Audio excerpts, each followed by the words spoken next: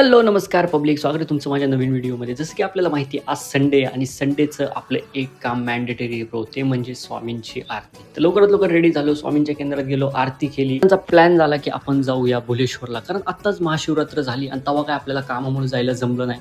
तर मित्र म्हटले चला आज महादेवांचं दर्शन पण घेऊ आणि आपली ट्रिप पण होईल. त्याच्यामुळे मला मुलांची ट्रिप खूप आवडते ब्रो. अनप्लॅन्ड असती, डायरेक्ट प्लॅन होतं. भाईने बोला करने का है तो करने का है और चलने का है तो चलने का है. उसके बाद कोई सवाल जवाब नहीं होते, होता है तो सिर्फ ॲक्शन.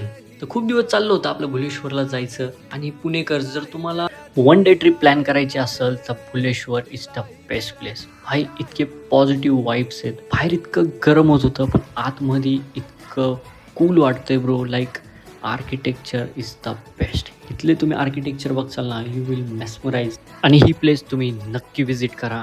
आणि मी गाभाऱ्यातला व्हिडिओ नाही काढू शकलो कारण कॅमेरा रिस्ट्रिक्शन होते ब्रो, फोटो अलाउड्स नव्हते. पण आपण बाकीचे व्हिडिओज जेवढे कव्हर करता येतील तेवढे केले. आणि तुम्हाला वाटत असेल हे आर्किटेक्चर, हे मूर्ती असेच काहीतरी डिझाईन केलेत. नाही bro, it content stories. Like इथं रामायणबद्दल माहिती आहे, आपल्या गॉड्सबद्दल माहिती आहे आणि ते तुम्हाला इथं सगळं बघायला भेटल. And it is something very nice bro.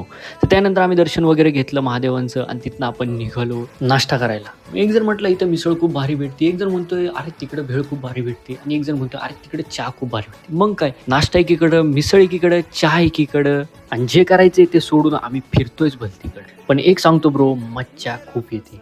तर आज जिम नव्हती संडे असल्यामुळं. तर आजसाठी एवढंच. भेटूया नवीन ब्लॉगमध्ये. Stay tune guys.